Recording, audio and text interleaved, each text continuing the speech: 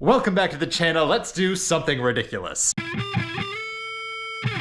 Alright, so last time I was getting the Corvette out of winter storage and ready for the summer season, and as part of that I was fixing a couple of the edges of the vinyl wrap that were starting to peel up. And while doing so, I mentioned that I might have some bigger plans for this car. While we're at it, I'm going to try to take this wrap up a notch. There's some things I wanted to do to this car that, due to those other priorities, I was never really able to do. And because this is all white, it's easy to do stuff over it. And because it's removable, if I screw up, I don't have to worry about it. So for those of you following along at home, that means I started with a car that looked like this, relatively clean, changed it to a car that looked like this, once again, still relatively clean, and now we're going to completely ruin that. That's right, I'm taking my car that was pretty good and then taking it from bad to much, much worse. And for those of you interested in trying this on your own car, I will put a bunch of affiliate links in the description below for a bunch of the materials and tools that I use for this project, as well as a link to the time lapse of the base layer vinyl wrap of this car, which was a much more tedious process than I probably initially expected, and I would recommend you watch something like that prior to diving into this head first. And I know a number of you are wondering why somebody would do something like this, and the short answer is because I feel like it. Because when I say I'm a car guy and I'm a gearhead, I don't mean that I'm like a Corvette guy or a Chevy guy.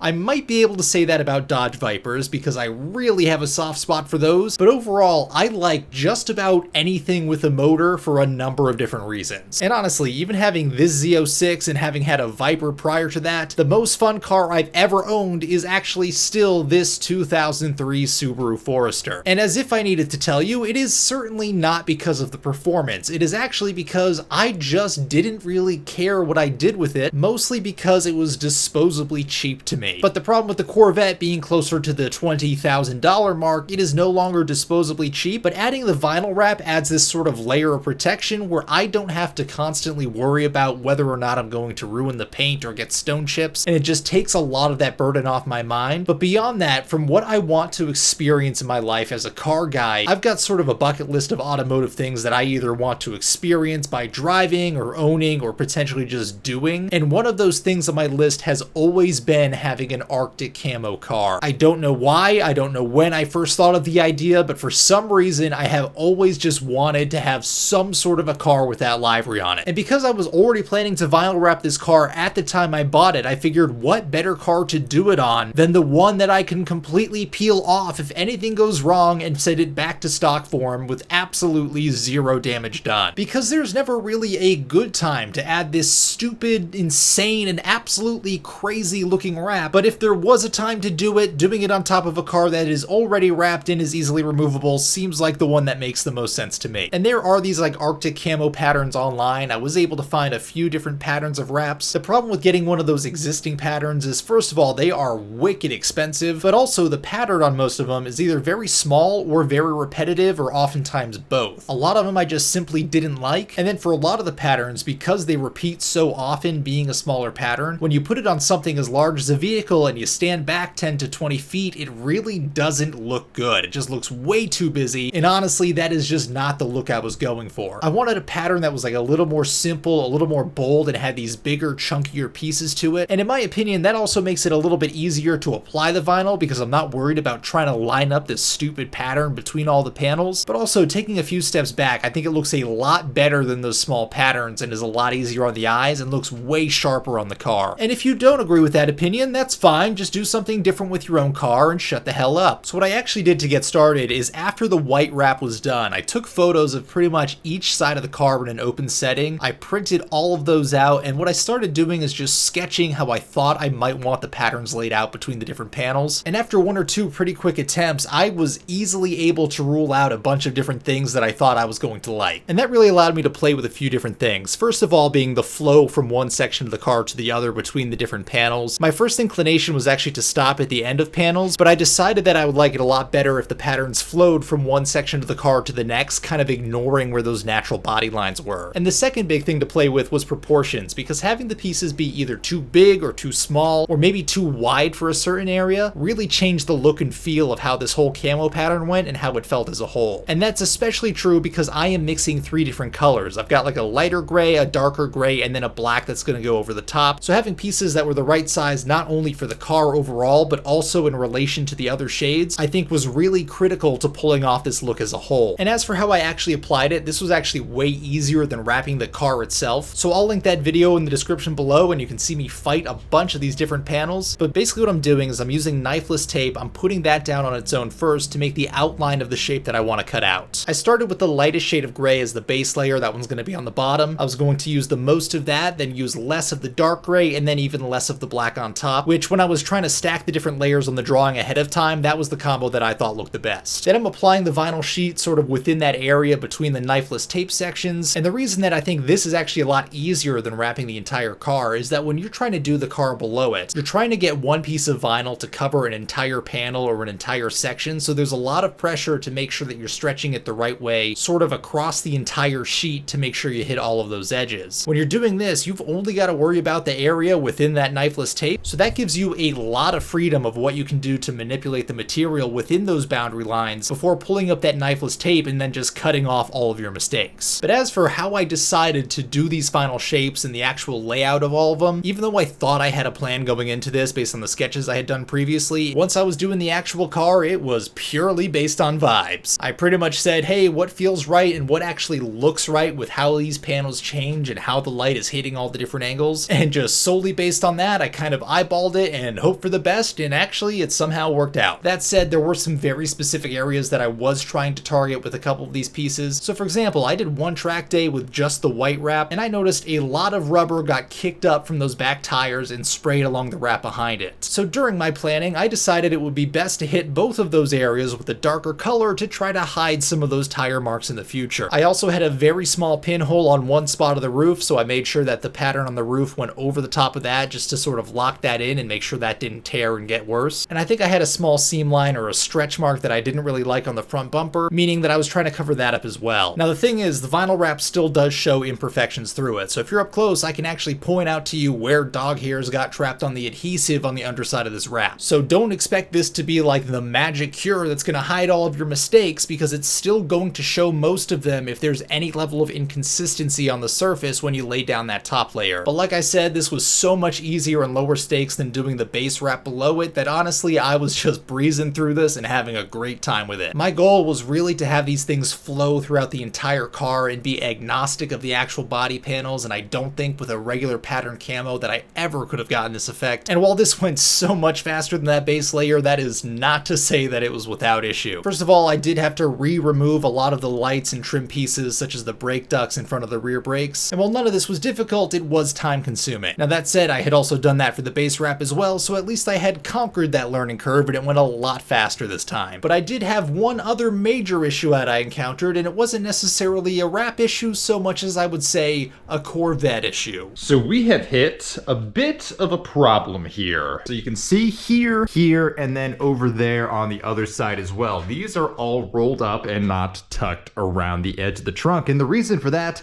is that my battery is more dead than my childhood dreams. The problem with that is that when you go inside the car, this is the trunk release. It's an electronic button. So even with the battery plugged into the tender, there's not enough juice. I left it plugged in since the start of yesterday morning. It went all through the afternoon. It went all through the night. It is now the next morning. It still has no juice. I also reset it a few times to make sure that it didn't stop charging on a timer or anything like that. Now the other thing I did, which is completely on me, is I popped the hood to get the battery tender plugged in.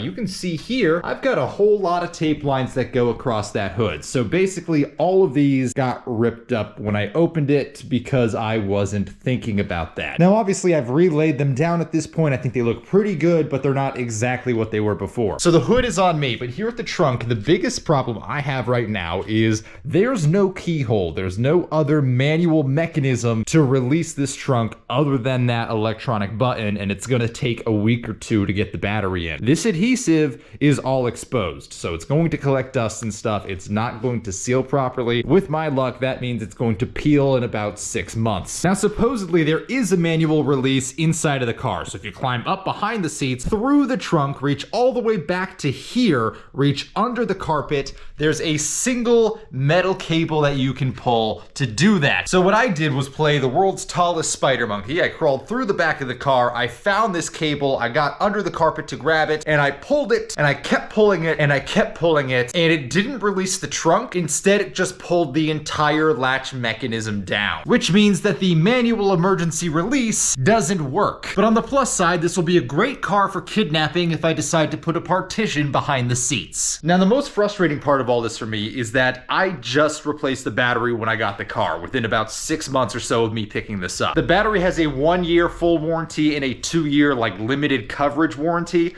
I, of course, am just outside of that 1-year mark, which means I'll probably get absolutely hosed and have to pay most of the price of a new one to get this one that's barely a year old replaced. Which, even though I'm going to get that done, means it's going to take at least 2 weeks for that battery to arrive. So for now, there's a lot less urgency to finish this up because it's not gonna run without that battery. Yeah, not much I can do there. So as you can tell, this is starting to frustrate me a little bit. I needed some time to not work on this and to do other things, but let's come back to it once I have a little bit of motivation. Now, like I said, I was doing this pretty much freehand and completely based off of vibe, so if I wasn't in that like good headspace with that creative mindset, I did not want to be working on this because I knew it would just frustrate me and it wouldn't come out as well. So it was probably like 3 or 4 days before I was in a good enough headspace that I felt okay tackling this again, but I was able to finish that front section pretty quickly and then get that knifeless tape up that was between the front bumper and the hood, which is good because I couldn't really open the hood and get to the battery until that section was completed. All right, the full front wrap is done. I didn't want to re-pop the hood until I had all that tape that was between the hood and the bumper pulled up. So that is all good to go, and this is all pretty much complete.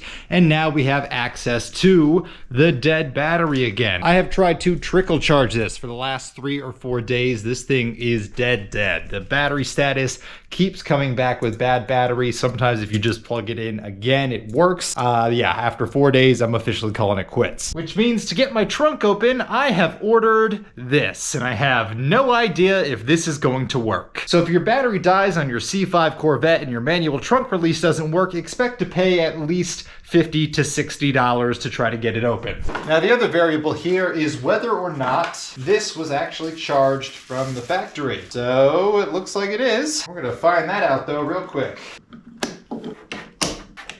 All right, moment of truth.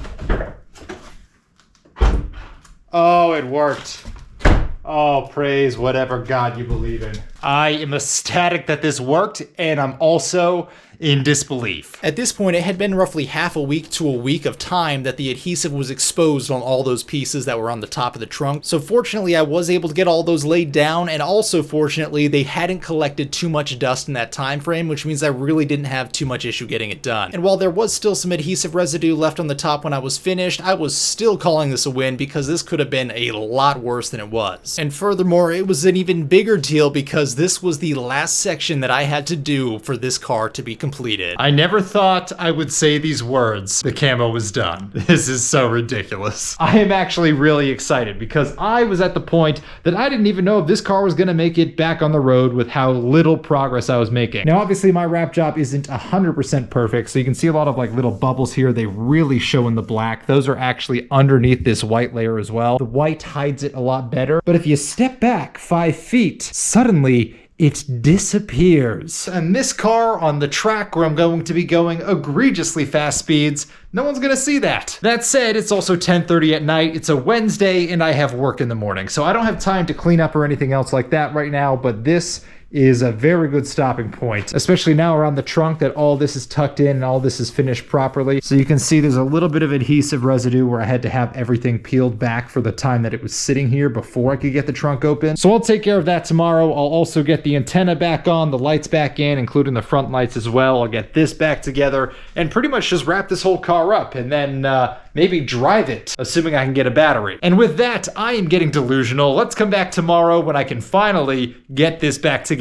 Now the battery is still dead, I still gotta do the fluid changes, and I've gotta get the trim pieces back together. And obviously the other tune-up things that I have piled in the corner over there that I haven't done yet. And then on top of all that, I have the debris still piled up. Quite literally, I have all the scraps still on top of the car. So let's go through now and get all of that done, and then tried to put in the battery that I bought because they didn't have the right size, and I just kind of took a guess on what looked like it was roughly the right size for this car. And for the record, do I have any confidence that any of this will work? Not really. Either way, let's get to it. At this point, I was actually in a pretty good mood because this car was fully completed and I was in disbelief that it actually came out as well as it did. I was a little bit nervous that this would just look way too absurd or way too over the top, but honestly, I think it actually flows really well with the lines of this car, and I am very happy that this is the result that I got, considering I was completely winging it the entire time I was doing this. But at this point, I was able to throw out all the scrap pieces that I had stuck to the roof in case I needed a small 6-inch strip at some point, as well as all the backing pieces that I had kicking around all over the place that I had thrown willy-nilly. Other than that, I had to get the grille inserts back in the front, the brake duct covers back on the sides, and the lights back in both on the front, the sides, and the rear of the car. But honestly, most of that stuff is 2 or 3 bolts, so once I got all that back in, I could put the wheel liners back on and finish my prep for the summer by changing the oil, the diff fluid, and the transmission fluid. But just like that, we were back on the ground and ready to go, and I was finally ready to pull this wrap out into the sunlight for the first time. I didn't think this moment would come. The Corvette is leaving the garage this year. This is a big moment.